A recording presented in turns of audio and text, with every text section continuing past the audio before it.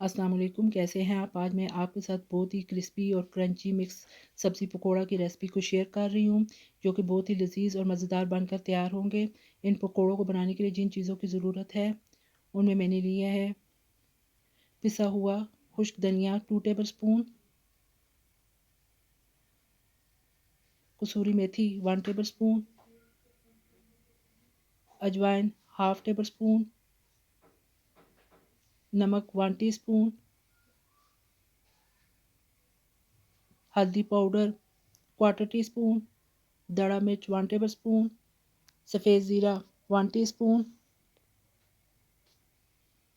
बेसन 2 कप, 2 बड़े साइज़ के प्याज बारीक कटे हुए और थोड़ा सा सब्ज़ प्याज भी बारीक कटा हुआ, बंद गोभी बारीक कटी हुई 1 कप, गाजर क्रश की हुई 1 अदद, आलू क्रश किया हुआ 1 अदद मीडियम साइज़ का, थोड़ा सा सब्ज़ धनिया बारीक कटा हुआ, 1 अदद टमाटर। चलिए जी, आज की रेसिपी को बनाना शुरू करते हैं। बिस्मिल्लाहिर्रहमानिर्रहीम। एक प्याले के अंदर प्याज डाल दें, साथ में बारीक कटी हुई गोभी को शामिल कर लें, गाजर भी डाल लें, टमाटर को भी शामिल कर लें, धनिया भी डाल दें और क्रश किया हुआ आलू भी शामिल कर लें, साथ में तमाम खुश्क मसाला जात भी शामिल कर लें।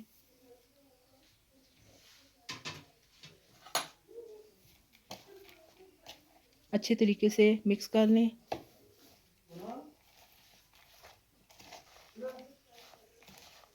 जब तमाम चीज़ें अच्छे तरीके से मिक्स हो जाएं, तो इसके अंदर 1 टेबलस्पून चाट मसाला शामिल कर लें।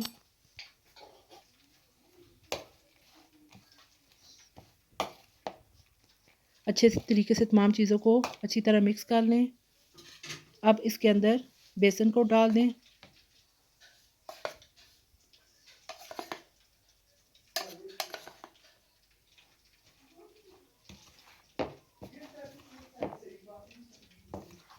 ये बहुत ही मज़ेदार और क्रिस्पी पकोड़े तैयार होंगे।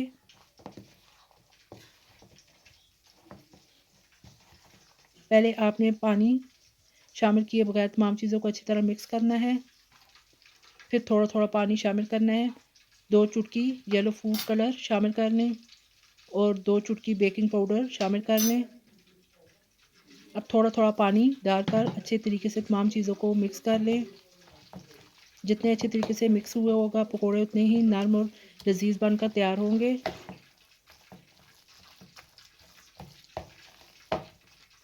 अब एक कढ़ाई ले लें और उसमें ऑयल को गर्म कर लें। जैसे ही ऑयल गर्म हो जाए तो इसके अंदर पकोड़ों को इस तरीके से फ्राई कर लें।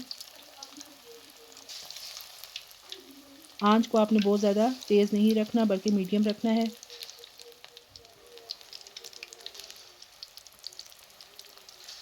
इस तरीके से आपने पकोड़े डालते जाना है।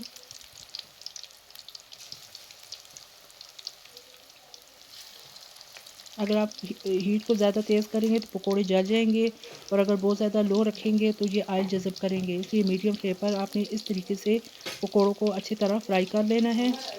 जब एक तरह से इनका कलर चेंज हो जाए तो इनको उल्टा दें। ये देखिए जी, इस तरह ये क्रिस्पी कितने खूबसूरत पकोड़े बन के तैयार हो चुके हैं। छन्नी की मदद से अच्छी तरह छान कर इनका ऑयल निकाल लें।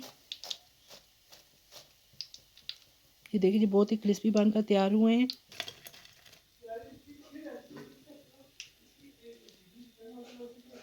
इसी तरीके से तमाम पकोड़े इस तरह डाल के फ्राई कर लें।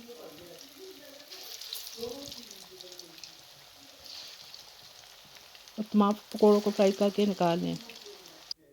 ये देखिए जी, मज़ेदार मिक्स वेजिटेबल पकोड़ा रेडी हो चुका है। आप इसे दही की चटनी के साथ और पुदीने और धनिया की चटनी के साथ भी इस्तेमाल कर सकते हैं। ये बहुत ही लजीज और जायकेदार बनकर तैयार हुए हैं।